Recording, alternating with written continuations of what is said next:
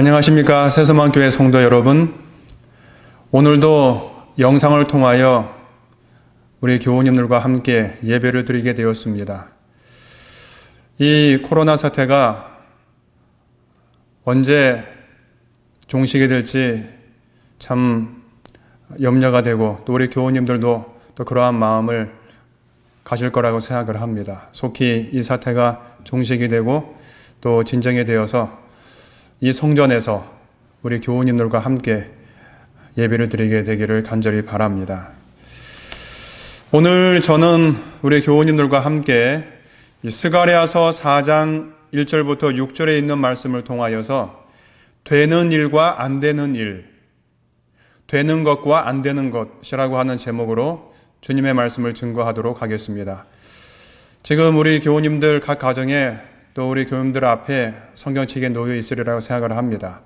우리 다 함께 구약 스가랴서 4장에 있는 말씀을 다 함께 펼치겠습니다. 스가랴서 4장 1절부터 6절에 있는 말씀을 보겠습니다. 내게 말하던 천사가 다시 와서 나를 깨우니 마치 자는 사람이 깨우임 같더라. 그가 내게 묻되 내가 무엇을 보느냐?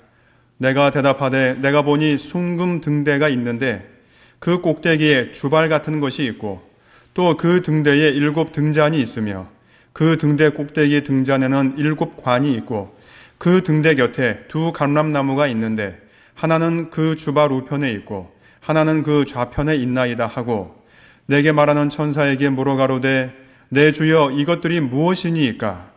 내게 말하는 천사가 대답하여 이르되 내가 이것들이 무엇인지 알지 못하느냐? 내가 대답하되 내 주여 내가 알지 못하나이다. 6절입니다. 그가 내게 일러 가로되 여호와께서 스룹바벨에게 하신 말씀이 이러하니라.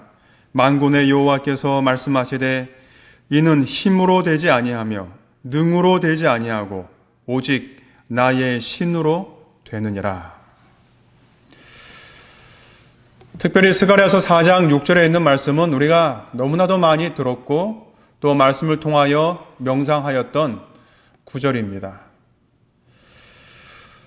여기 보면은 이는 힘으로 되지 아니하며 능으로 되지 아니하고 오직 나의 신으로 되느니라. 이 말씀을 하실 때에 이스라엘 백성이 처해 있었던 상황, 그 배경이 무엇인지를 우리가 잠깐 살펴보면서 이 말씀의 의미를 우리가 숙고하도록 하겠습니다. 이스라엘 백성들이 바벨론의 침공을 받고 그 나라의 속국이 되었을 때 많은 유대인들이 바벨론의 포로로 잡혀갔습니다. 우리가 잘 아는 대로 BC 605년에 다니엘도 이 포로의 그룹에 속하여서 바벨론으로 잡혀갔습니다. 그리고 난 이후에 70여 년의 세월 동안 이 유대인들은 성소에서 번번한 제사 한 번 드리지 못하고 이국 땅에서 낯선 곳에서 그들의 삶을 지내야 했습니다. 한번 생각해 보시기 바랍니다. 70년이라는 긴 세월입니다.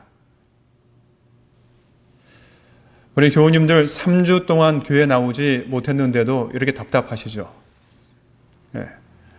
성전에 나와서 우리 성도들과 같이 교제를 나누고 찬미하고 기도하고 말씀 듣고 이렇게 하는 일이 3주 정도밖에 그런 일이 없는 것이 3주 정도밖에 되지 않았는데도 우리가 참 우리의 신앙의 어떤 중심이 흔들리는 그러한 경험을 하는데 이 이스라엘 백성들은 70년 동안 그런 삶을 살았습니다.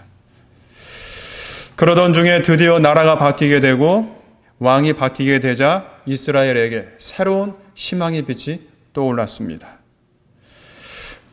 도무지 무너질 것 같지 않았던 그 거대한 제국 바벨론이 무너지고 드디어 페르시아의 고리스가 왕이 되고 유대인들에게 정말 아름다운 칙령을 반포하는데 그것은 본국으로 돌아가 성전을 재건해도 좋다고 하는 그런 영을 내렸습니다.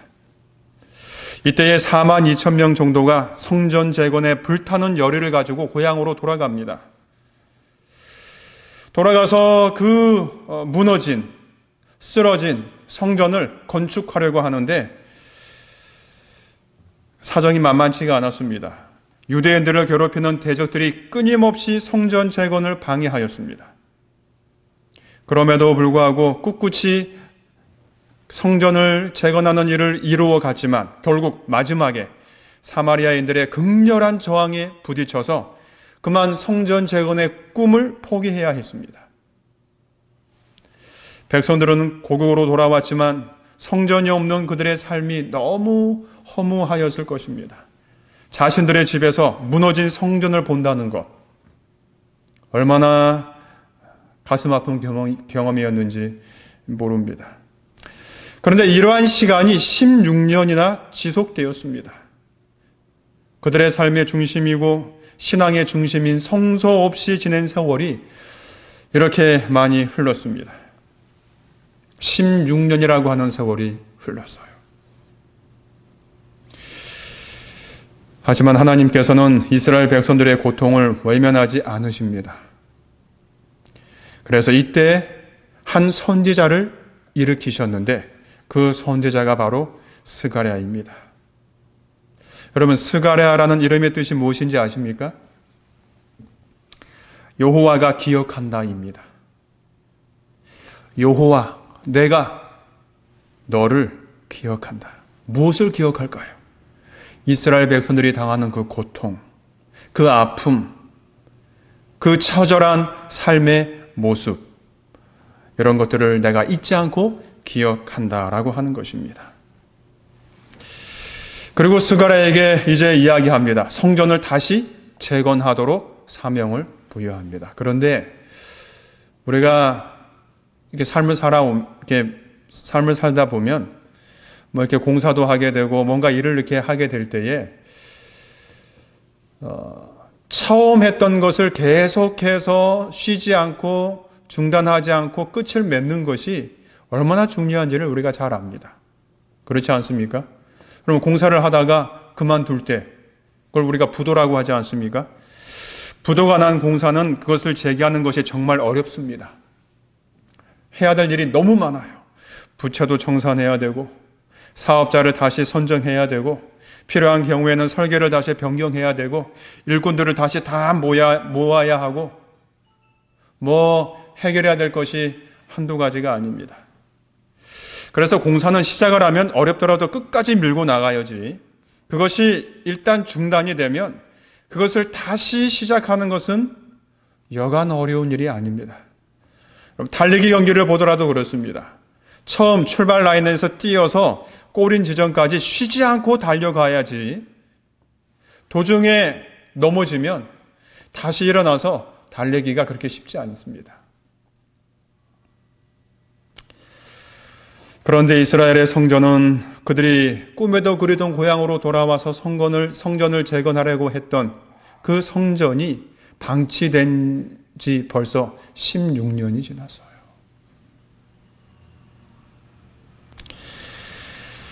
아무리 스가랴 선지자라 하더라도 이런 황폐한 상황에서 다시 백성들의 힘을 모으는 것은 정말 불가능한 것처럼 보였을 것입니다. 주변국들의 방해와 사마리아인들의 극렬한 저항에 힘을 다 소진해서 더 이상 일어설 힘조차 상실한 그들에게 다시 일어나서 다시 성전을 재건하자고 권고할 수 없는 그런 상황이었어요. 이때에 하나님께서 주신 말씀이 바로 이것입니다. 이는 힘으로 되지 아니하고 능력으로 되지 아니하고 오직 나의 신 여호와의 영으로 되느니라 라고 말씀을 하십니다. 우리 성도 여러분, 한번 생각해 보시기 바랍니다. 여호와께서 왜 이런 말씀을 하셨을까요? 왜 이런 말씀을 하셨을까 하는 것입니다. 역으로 생각해 보면 이스라엘 백성들의, 특별히 스가랴 선지자도 이 엄청난 일을 다시 시작해야 된다고 했을 때에 그의 마음속에 들었던 자연스러운 생각은 인간의 생각이나 인간의 힘이나 인간의 능력을 먼저 생각했을 것입니다. 어떻게 해야 될 것인가? 그때에 여호와께서 주신 이상이 바로 이 성전에 관련된 이상입니다. 그 성소에는 등잔도 있었고 주발도 있었어요. 우리가 잘 아는 대로 성소에는 무엇이 있었습니까? 떡상이 있고 촛대가 있고 분향단이 있지 않습니까? 그 등대가 있었어요. 빛을 비추는 등대입니다. 그런데 좀 더 세밀하게 보여주셨는데 거기에 주발이 있었다 그랬어요. 주발은 뭐냐면 기름 그릇입니다. 기름 그릇이 그 기름을 흘려서 관을 통하여 타고 내려가서 이제 불빛을 이렇게 비추게 하는 것입니다. 왜 이것을 보여주셨을까 하는 것입니다. 그리고 난 다음에 나의 신으로만 이것이 가능하다 하는 거예요. 등대가 있고 등대에 불빛이 있고 주발이 있고 그 다음에 여호와께서 이 모든 일은 나의 신으로 되는 것이다. 이렇게 이야기했습니다. 이 나의 신은 화이트부인께서 실물교훈 408쪽에 보면 감람나무에 의하여 공급된 기름은 성령을 상징하는 것이다. 이렇게 이야기했습니다. 그래서 하나님의 성전이 재건되는 것은 하나님의 은혜만이 이 예루살렘을 중건하는 자들이 직면한 모든 장애를 극복할 수 있다고 하는 것입니다. 그런데 스가랴와 그 백성들 가운데는 혼란이 일어났습니다. 하나님의 성전을 재건해야 하는데 영적인 사업에 인간적인 계산을 먼저 했던 것 같아요. 그들의 목표는 하나님의 사업, 영적인 일이었는데 그것을 이루는 방법은 인간의 방법에 의존하려고 했던 것 같습니다. 그들은 이 일을 이루는 일에 있어서 인간적인 계산이나 생각을 먼저 했습니다. 그들이 가지고 있던 힘과 능력이 먼저 그들의 생각 속에서 튀어나와서 여호와께서 능력으로 역사할 여지를 가리웠던 것입니다. 그래서 그들의 시야에 하나님의 신, 성령이 가려지니까 볼 수가 없었던 거예요. 더 좌절하고 절망할 수밖에 없는 것입니다. 그래서 여호와께서는 그래, 이 일은 너의 능력이나 너의 힘으로 되는 것이 아니야. 이거는 나의 신, 여호와의 영, 성령으로 이것이 가능한 거야. 이것을 스가랴 4장 6절에서 이야기를 하고 있는 것입니다. 이것은 정확히 오늘 우리들의 삶과 태도에도 맞아떨어지는 묘사입니다. 우리들도 이 세상에서 살다 보면 하나님을 섬기고 그분의 이름을 영화롭게 하는 일, 그것을 추진하려고 할 때에 이런 함정에 빠질 때가 많습니다. 우리들이 가지고 있는 힘과 능력을 먼저 생각할 때가 있습니다. 그래서 그 힘과 능력에 가려져서 정작 하나님의 능력과 하나님의 역사를 보지 못하고 실망하는 때가 얼마나 많았는지 모릅니다. 그러면 신약에서도 이런 일이 있었습니다. 5,000명을 먹이실 때에 예수님께서 제자들에게 이 많은 사람들을 어떻게 먹일지에 대해서 물어보셨어요. 그때 빌립이 제일 먼저 한 말이 뭔지 아십니까? 빌립이 이렇게 이야기했습니다. 200데나리온이 필요합니다. 이만큼의 돈이 있어야 이 많은 사람들을 먹일 수 있습니다. 그래서 주님께서 빌립의 생각대로 200데나리온의 돈을 만들어서 제자들에게 떡을 가서 사오라고 하셨습니까? 성경에 그렇게 되어져 있나요? 보리떡 5개와 물고기 2마리로 5,000명을, 사실 5,000명이라 그랬지만은 우리가 잘 아는 대로 장정만 계수를 했지, 거기에 딸린 식구들 혹은 아이들, 부인들, 이렇게 나이 드신 분들 다 합치면 2만 명 좋게 됩니다. 그 많은 사람들을 먹이신 능력을 가지신 분이 그 200데나리온의 돈을 만들지 못하셨을까요? 그래, 빌립아, 네 생각이 참 옳다, 똑똑하다. 어떻게 그렇게 계산을 빨리 했니? 그래, 그러면 내가 이제 200데나리온의 돈을 만들어서 주마. 그러니 가서 떡을 사오너라. 자본주의 시대에 어느 것이 더 합리적인 해결 방법이겠습니까? 돈을 만들어서 그 돈을 제자들에게 주어서 떡을 사게 하는 것, 더 합리적으로 보이지 않습니까? 하지만 주님은 그렇게 하지 않으셨습니다. 주님께서 하신 일은 먼저 하나님께 기도하셨다고 하는 겁니다. 하나님께 기도하고 난 이후에 그 다음에 인간의 힘을 빌리셨습니다. 인간의 일, 사람이 하는 일을 무시하지 않으셨어요. 예수님께서는 그 엄청난 일을 하실 때에 먼저 하나님께 기도하는 일을 먼저 했습니다. 그리고 난 다음에 그 많은 사람들에게 나누는 일을 제자들에게 위임하셨습니다. 인간적인 힘과 능력을 무시하신 것이 아닙니다. 문제를 직면했을 때 무엇을 먼저 생각하고 의지해야 하는가 하는 것입니다. 이스라엘 백성들에게 다시 성전 재건의 사명이 주어졌을 때 사람들은 인간적인 힘과 능력을 먼저 생각하였습니다. 그런데 이것이 더 일을 힘들게 만들었습니다. 12,000평이나 되는 넓은 정원이 있는 저택을 소유한 사람이 있었습니다. 여러분, 집이 있는데 12,000평이에요. 길고 구불구불한 차도를 따라서 정원을 지날 때마다 이 주인의 눈에 들어오는 한 그 광경은 죽은 잣나무 가지들의 흉측한 모습이었어요. 그게 눈에 거슬렸습니다. 저 어떻게 하면 저거를 좀 잘 다듬을 수 있을까? 그래서 이제 어느 날 가지치기 용역 회사에 전화를 했습니다. 상황을 다 설명했어요. 12,000평이고 그 많은 잣나무 가운데서 죽은 잣나무 가지들을 이렇게 다 치고 가지치기하고 잘 다듬으려면 얼마의 돈이 필요합니까? 그랬더니 그 사람이 한참 계산을 하더니 네, 선생님 5,000달러 정도는 들 겁니다. 네? 5,000달러라고요? 잠깐만 기다려보세요. 다시 제가 전화를 드리겠습니다. 그리고 난 다음에 이 주인이 전기톱을 빌려와서 몇 주 동안에 그 잣나무에 그 흉측하게 이렇게 늘어져 있는 그 가지, 그 낮은 곳을 그 사다리를 타고 올라가서 다 이렇게 제거하기 시작했어요. 틈틈이 시간 날 때마다. 그러고 난 다음에 다시 전화를 했습니다. 상황을 다 설명했어요. 자, 이제 얼마면 되겠습니까? 그 주인의 말을 다 듣고 난 다음에 이 용역회사 그 직원이 이렇게 이야기했습니다. 선생님, 이번에는 1만 달러 들 것 같습니다. 네? 1만 달러라고요?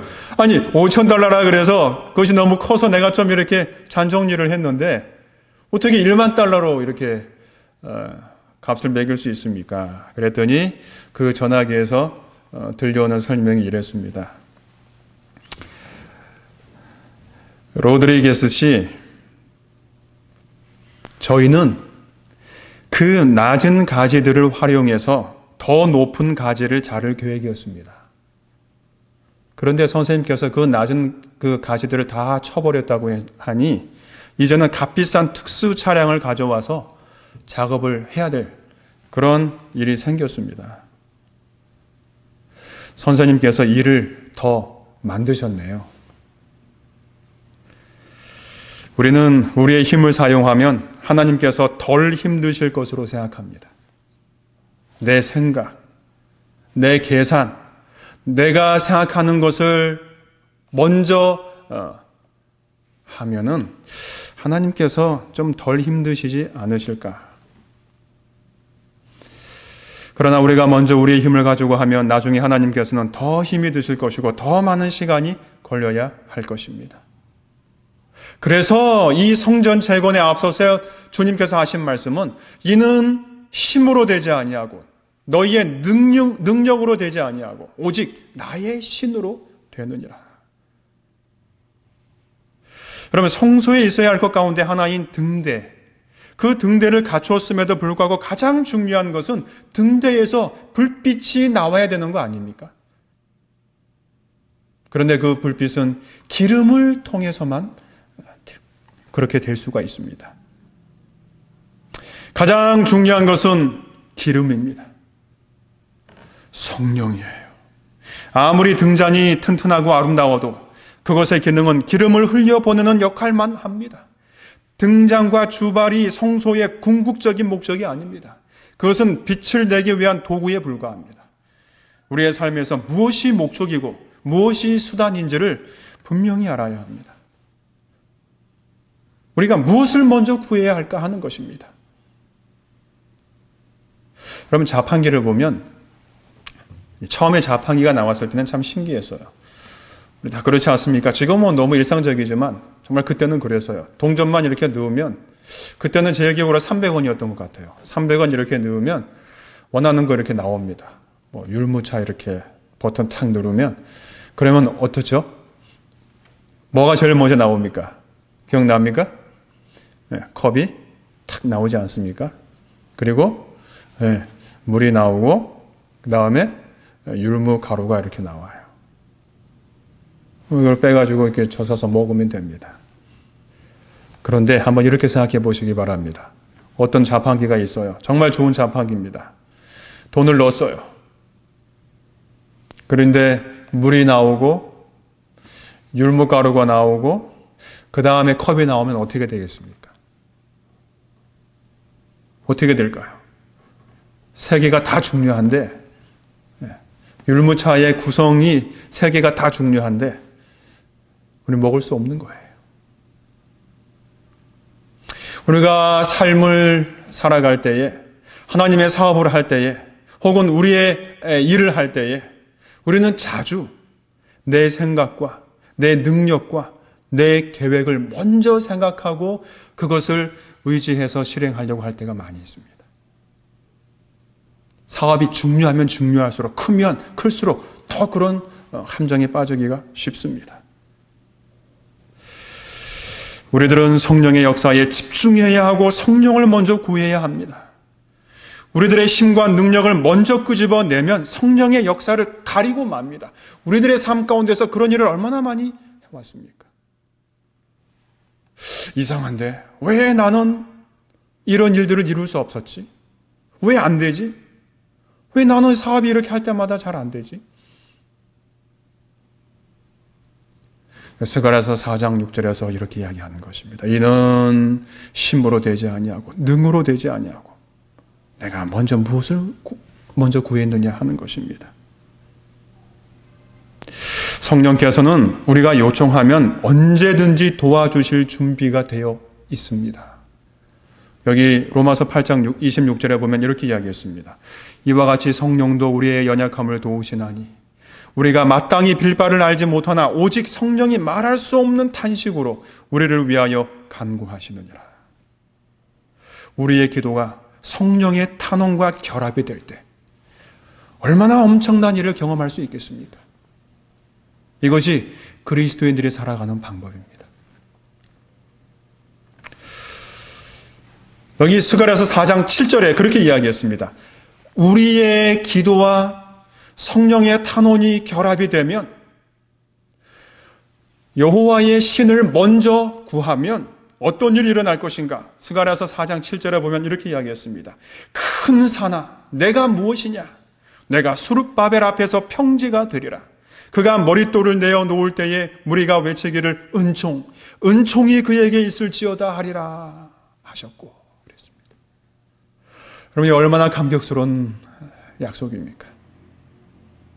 여호와의 신, 나의 신, 성령을 간구하고 성령께서 먼저 우리의 삶을 주관하실 때에, 그때에 우리에게 들려지는 음성은 바로 이것입니다. 큰 산아, 도대체 네가 무엇이냐? 내가 수룹바벨 앞에서 평지가 될 것이라. 그가 머릿돌을 내어 놓을 때에 무리가 외치기를 은총이 그에게 있을지어다 하리라. 여러분, 참 얼마나 감격스러운 약속인지 모릅니다. 성령의 능력을 구해야 합니다. 인내가 필요할 때가 있어요. 기다려야 합니다. 그래도 성령을 먼저 구해야 합니다. 우리가 조급한 시험에 빠질 때가 있어요. 그래도 성령을 구해야 합니다. 성령의 능력을 구해야 합니다. 성령께서 우리의 마음속에 하감하실 때까지 우리가 기다려야 합니다. 여러분, 이제 마지막으로 제가 마치면서 한 감동스러운 이야기를 좀 들려드리겠습니다. 지금부터 약 30여 년 전 미국에서 있었던 일입니다. 어느 도시 시립병원 정문 앞에 생후 6개월 된 아이가 버려져 있었어요. 직원이 이것을 발견하고 급히 병원으로 데리고 들어왔습니다. 그런데 그 아이의 얼굴을 보니까, 또 그 몸을 보니까 정상적인 아이가 아니었어요. 날때부터 맹인이 있는 데다가 뇌성마비에 정신박약하였습니다. 이 아이를 어떻게 할 것인가? 엄마를 찾을 수도 없었어요. 그때 이 병원 당국은 마침 은퇴한 간호사 메이 램케에게 전화를 걸어서 그 사정을 다 이야기했습니다. 당시 이 메이 램케 간호사는 52세로 신앙이 아주 깊었던 여인이었어요.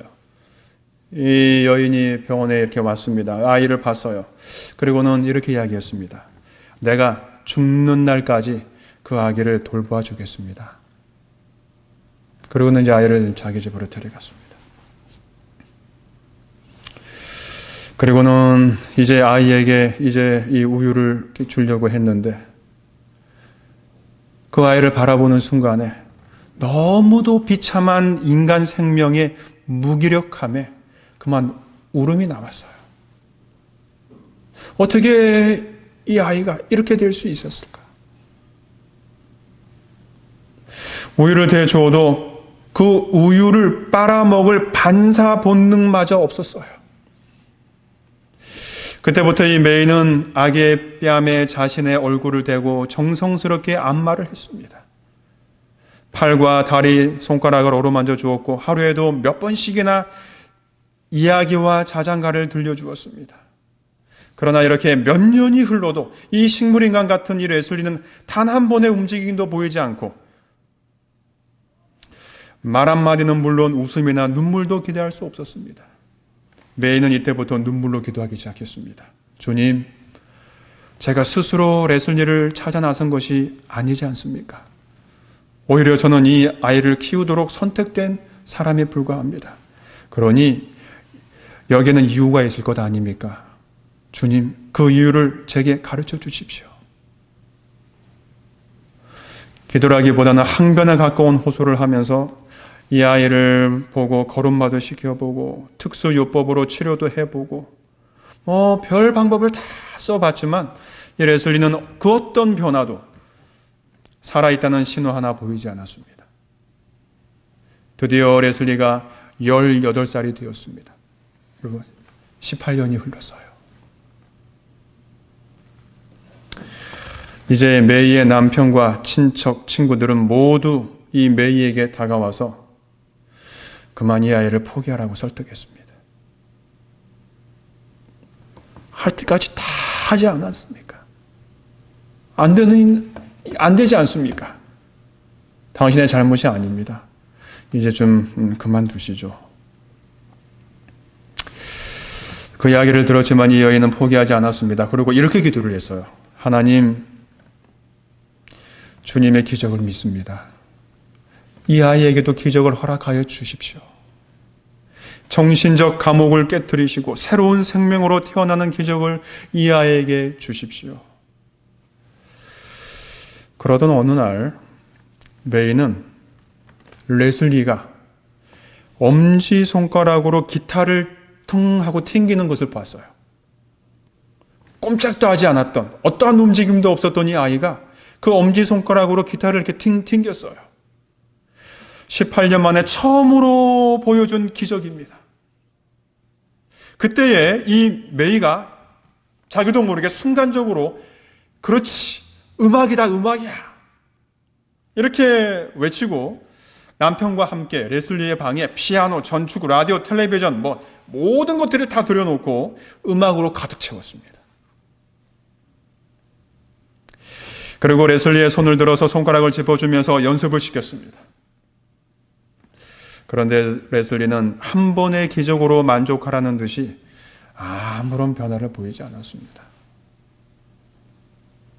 그리고 다시 3년이 흘렀어요. (1971년) 어느 겨울 새벽, 고난잠에 빠진 가족들은 누군가 차이코프스키의 피아노 협주곡 1번을 치는 소리에 잠을 깼어요. 순간 메이는 무엇에 홀린 사람처럼 레슬리의 방으로 쏜살같이 달려갔습니다. 거기에는 레슬리가 미소를 머금은 채 피아노를 치고 있었어요. 하나님 감사합니다. 하나님 감사합니다. 이 레슬리를 하나님께서 잊지 않으셨군요. 감사합니다. 순간 레슬리의 눈에도 21년 만에 진주 같은 이슬이 그렁그렁 맺혀 있었어요. 노래까지 부르기 시작했습니다. 너무너무 성량이 풍부한 노래였어요. 그는 뉴욕 텔레비전에 출연하여서 피아노를 연주했는데 연주하고 난 이후에 인터뷰에서 이렇게 이야기했습니다. 음악은 사랑입니다. 매스컴은 이 신화를 메이 부인의 사랑과 기도의 기적이라고 이야기했습니다. 사랑만으로 부족할 때가 있습니다. 인간이 벽에 부딪힐 때 성도는 동적인 기도를 통하여 운명적인 좌절을 뛰어넘어야 합니다. 능동적인 기도를 통해서 운명적인 좌절을 뛰어넘는 것, 나의 신, 성령의 능력을 경험해야 합니다. 18년 동안 꼼짝도 하지 않았던 이 아이를 움직인 것은 메이의 힘이나 능력이 아니었습니다. 그가 그렇게 기도하고 눈물로 탄원했던, 그래서 그 기도를 기억하시고 들어주셨던 성령의 힘이었습니다. 우리들의 삶에도 힘으로 안 될 때가 있지 않습니까? 우리의 삶에 능력만으로 안 될 때가 있지 않습니까? 심지어 우리의 사랑만으로 안 될 때가 있지 않습니까? 우리의 삶에 집채만한 문제가 우리의 가정을 위협하고 우리의 삶을 위협하고 있지 않습니까? 그럴 때 우리들은 우리가 가지고 있는 힘과 능력의 주판을 두드리려고 하는 시험을 받게 됩니다. 그때 우리들은 스가랴서 4장 6절의 말씀을 기억해야 할 것입니다. 이는 힘으로 되지 아니하며 능으로 되지 아니하고 오직 나의 신으로 되느니라. 땅 위에 있는 배는, 여러분 그 배 있죠? 바다 위에 떠 있는 배. 땅 위에 있는 배는 장정 10명, 20명이 달려들어 옮기려 해도 좀처럼 움직이지 않습니다. 하지만 밀물이 밀려와서 배가 뜨기만 하면 배는 어린아이가 밀어도 밀리게 되어 있습니다. 이것이 바로 하나님께서 일하시는 방법입니다. 내 힘, 내 능력으로 하는 것이 아니라 하나님의 능력의 강물을 간구하고 그것이 우리의 삶에 부어져서 그렇게 움직이지 않는 그 집채만한 문제가 하나님의 성령의 강물로 뜨기만 하면 손가락 하나로 우리는 그것을 해결할 수 있는 거예요. 이것이 바로 성령의 힘입니다. 코로나 사태로 인해서 우리가 정말 염려 가운데 있습니다. 어떻게 해결해야 될지 모릅니다. 우리의 힘과 능력으로 안 됩니다. 우리가 먼저 해야 될 것은 성령을 간구하는 것입니다. 우리의 삶에, 내 가정에 성령께서 하감하시는가 하는 것입니다. 오늘 우리들의 마음에도 16년 동안 방치된 황폐한 마음을 가진 자가 있지 않습니까? 땅을 치고 눈물을 흘리며 통곡만 할 것입니까? 왜 내 가정은, 내 삶은 이렇게 망가지고 피폐해져 가기만 하는가라고 탄식만 할 것입니까?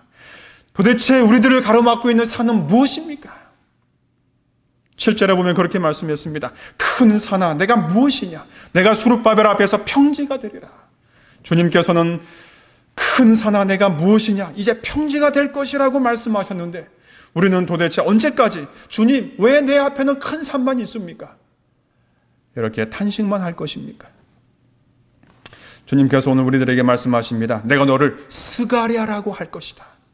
여호와께서 기억하신다. 내가 너의 처지를 기억하고 있다. 애굽에서 종살이로 430년 동안 고통을 당하는 이스라엘 백성들을 보시고 430년 전의 약속을 기억하신 하나님께서 오늘 우리들의 삶에서 5년 전, 10년 전, 16년 전에 우리의 기도를 기억하신다고 말씀하시는 것입니다. 레슬리를 잊지 않으셨던 하나님께서 오늘 우리들의 성전이 다시 재건될 수 있는 소망을 주셨습니다. 큰 산아, 네가 무엇이냐? 내가 수룹바벨 앞에서 평지가 되리라. 오늘 이 말씀이 여러분의 삶에 이루어지게 되시기를 간절히 바라면서 오늘 말씀을 마치겠습니다. 우리 다 함께 기도하시겠습니다. 은혜로우신 아버지 하나님, 오늘 저희들은 다시 한번 우리가 우리의 힘으로 뭔가를 이루려고 했던